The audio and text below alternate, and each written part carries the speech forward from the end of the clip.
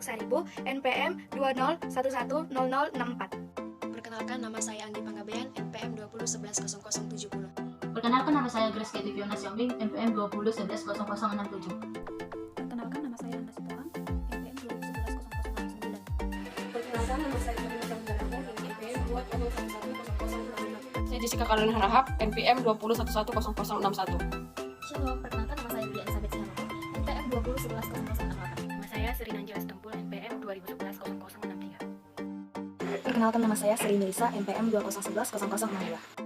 Perkenalkan, nama saya Sona Lauren Alvin Bakara, NPM 200110072. Perkenalkan, nama saya Jessica Panjaitan, NPM 20110071. Perkenalkan, nama saya Sunyara Aditya Sinara, NPM 20111065. Baiklah, kami kelompok 7 akan mempresentasikan tentang makalah kami, yang dimana judul makalah kami yaitu Peta Politik Sastra Indonesia 21 Puncak Karya Sastra Indonesia dan 33 Tokoh Karya Sastra Indonesia yang paling berpengaruh dan kontroversinya. Dalam video ini kami akan membahas tentang di masa kolonialisme yang memiliki semangat perbedaan ideologi yang demikian tajam pada nasionalisme, agama, dan kolonialisme, juga berdampak terhadap perkembangan sastra Indonesia. Zaman sejarah, peta politik Indonesia yang memiliki 21 karya sastra Indonesia dan 33 tokoh yang berpengaruh dalam karya sastra.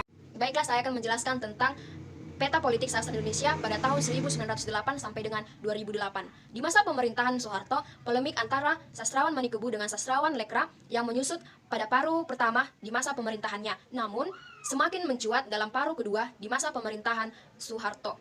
Di masa pemerintahan Soeharto yang cenderung sentralistis juga menimbulkan reaksi di kalangan sastrawan dengan suara-suara revitalisasi sastra pedalaman yang menolak Jakarta sebagai pusat. Sejarah sastra Indonesia selalu ada dua kutub yang saling bersinggungan dan bernegosiasi. Relasi kuasa antar pihak yang bereferensi dengan pihak yang tertekan, dengan senantiasa menimbulkan gejolak, konflik, dan perubahan. Penelitian ini dibatasi pada satu abad kebangkitan nasional Indonesia, yakni dimulai pada tahun 1908, saat kesadaran berbangsa mulai tumbuh di kalangan pemuda-pemuda Indonesia yang mendirikan organisasi Boedi Oetomo hingga 2008, yang bertepatan dengan satu abad perjalanan bangsa Indonesia. Betapa banyak karya sastra yang tidak termasuk dalam Kasana Sastra Indonesia hanya karena menggunakan bahasa daerah. Saya akan menjelaskan di bagian polemik kebudayaan. Semangat muda yang dipancarkan oleh Sultan Takdir Ali Stebana sebenarnya mengikuti jejak pendahulunya yang menggelar Kongres Pemuda pada 28 Oktober 1928. Dalam kongres tersebut, Muhammad Yamin yang masih berusia 24 tahun menjadi tokoh kunci kongres itu yang kita kenal sebagai Sumpah Pemuda yang disusun oleh Muhammad Yamin. Resolusi pemuda tersebut membawa perubahan besar terhadap kehidupan berbangsa. Sebelum menghasilkan resolusi itu, sebagian besar para pemuda yang berpendidikan barat berbicara menggunakan bahasa Belanda. Saya akan menjelaskan tentang materi surat pernyataan Gerindra. Surat pernyataan ini merupakan anggota dalam menghargai Indonesia kita, baik semata-mata karena kulit sawo matang, rambut yang hitam atau tulang menipis. Kami menjorok ke depan, tetapi lebih banyak oleh apa yang diutarakan oleh wujud pernyataan hati dan pikiran. Di penetapan nilai-nilai baru atas nilai-nilai yang harus dihancurkan. Demikian kita berpendapat bahwa revolusi di tanah air kita belum selesai. Dalam pertemuan ini, kita mungkin tidak selalu asli. Yang pokok ditemui itu ialah manusia. Akan menjelaskan materi yang berjudul dengan Mukademah Lembaga Kebudayaan Rakyat atau biasa disebut dengan Lekra.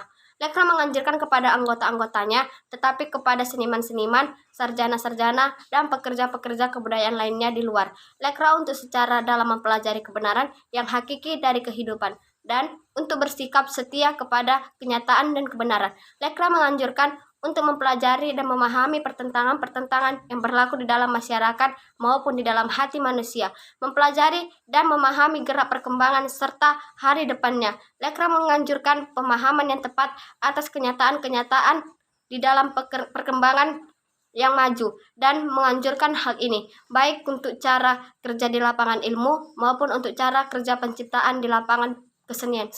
Polemik Lekra Manikubu. Keputusan Yayasan Hadiah Maksasai memberikan hadiah sastra 1995 kepada Pramudia Anantatur. Dia mengherankan kami di Indonesia. Di zaman merajalelanya komunisme di Indonesia, dia memimpin sineas, pelukis, musikus, non-komunis melecehkan kebebasan ekspresi, menyambut pelanggaran buku dan piringan hitam serta mengeluh-elukan perbakaran buku besar-besaran di Jakarta dan Surabaya. Demikianlah maka terasa sangat ironis apabila dengan keputusan tersebut pemenang hadiah Maksasai, Mukhtar Lubis dan HB Jasin. Saya akan menjelaskan karya puncak sastra Indonesia tahun 1920 sampai tahun 2013.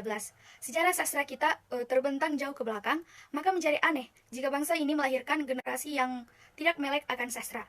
Dunia kesusastraan Nusantara telah berbentuk secara mapan sebelum masyarakat mengenal tradisi baca tulis. Pada masa itu, masyarakat merupakan penikmat sekaligus pencipta karya sastra dalam bentuk pantun, cerita rakyat, peribahasa, dongeng, hikayat, dan fabel. Sastra jenis ini dikembangkan dan diwariskan secara turun-temurun melalui tradisi lisan. Sampai saat ini masyarakat sangat akrab dengan bentuk-bentuk kesusastraan semacam itu. Kriteria pemilihan karya puncak. Jika dalam bentuk buku, karya itu bisa dikumpulkan sendiri oleh pengarang bersangkutan atau oleh editor. Ada tiga kriteria yang dibuat sebagai pertanggungjawaban penulis mengapa buku ini hanya memiliki 21 karya yang disebut sebagai karya puncak sastra Indonesia. Baiklah, di sini saya akan membahas kriteria pertama, yaitu inovasi. Karya tersebut merupakan karya pembaruan, baik dari segi tema maupun bentuk. Merupakan karya yang pertama kali mengangkat tema tertentu yang belum ada sebelumnya, atau karya yang belum mula-mula dianggap eksperimen, namun kemudian mencapai bentuk selaras dan sempurna sebagai sebuah karya sastra. Bisa juga ia mengangkat tema yang bersifat pembaruan dari tema yang pernah muncul dalam karya-karya sebelumnya. Dari 21 karya sinilah yang termasuk kategori ini. Kriteria kedua, pengaruh dilihat dari 3 hal sebagai berikut. Pertama, pengaruh kepada masyarakat atau pembaca ditandai dengan adanya pengakuan atas karya tersebut dari masa ke masa sehingga karya tersebut menjadi semacam legenda. Kedua, adanya kontroversi atau donas dalam masyarakat atas karya tersebut. Dan ketiga, adanya reaksi dari pemerintah berupa pencekalan, pelarangan, atau pembatasan baik kepada pengarangnya. Kontroversi atau donas dalam masyarakat dan dari pemerintah telah dengan sendirinya menyiratkan pengaruh dari karya tersebut dan arti dari pentingnya kehadiran. Akan menjelaskan kriteria ketiga. Partisipasi yang dimaksud di sini ialah adanya para pengarang lain yang ikut melibatkan diri atau berkarya dalam genre tersebut sehingga melahirkan semacam aliran. Termasuk dalam kriteria ialah puisi membimbing karya Reni Selado yang melahirkan karya-karya sejenis dari aliran ini. Dengan demikian, terdapat 12 karya yang memenuhi lebih dari satu kriteria, yaitu Siti Nurbaya karya Marah Rusli, Layar Terkembang karya Sultan Kadir, Belunggung karya Armin, Sahman karya Ayu Tani, Tanah Air karya Muhammad Yamin, Percikan Permenungan karya Rustam Effendi, Nyai Sunyi karya Amir Sama, Aku Ini Binatang Jalang karya Cardil Anwar, Puisi Membling karya Remu Saldo, Hujan Bulan, Juni karya Sapri Djoko Domo, Arsitektur Hujan karya Arizal Malla, dan Atas Nama Cinta karya Denny Jena. 33 tokoh sastra berpengaruh di Indonesia. Adapun 33 tokoh sastra berpengaruh di Indonesia yang menuai pro dan kontra tersebut antara lain: 1. Kwi Tek Hwai, 2. Marah Rusli, 3. Muhammad Yamin, 4. Hamka, 5. Amrizin Pane, 6. Sultan Takdir, 7. Arsyadiyat Karta, 8. Amir Hamzah, 9. Trisno Sudarjo, 10. HB Hazin, 11. Idrus, 12. Mukhtar Lubis, 13. Khairil Anwar, 14. Pramodia Ananta, 15. Iwan Simatupang, 16. Azib Rosidi, 17. Taufik Ismail, 18. Renandra, 19. NH Dini, 20. Supardi Djoko, 21. Arif Budiman, 22. Arifin Cenoor, 23. Sutarjo Kolzoum, 24. Gunawan Muhammad, 25. Putu Wizaya, 26. Remi Syalado, 27. Abdul Hadi, 28. NH Ainun, 29. Afrizal Malna, 30. Dendi JA, 31. Wowok Hesti, 32. Tri Utami, 33. Helvi Triana. Sekian kami sampaikan di akhir video ini. Kami kelompok 7 mengucapkan terima kasih. Semoga materi ini dapat bermanfaat bagi kita semua di kemudian hari. Terima kasih.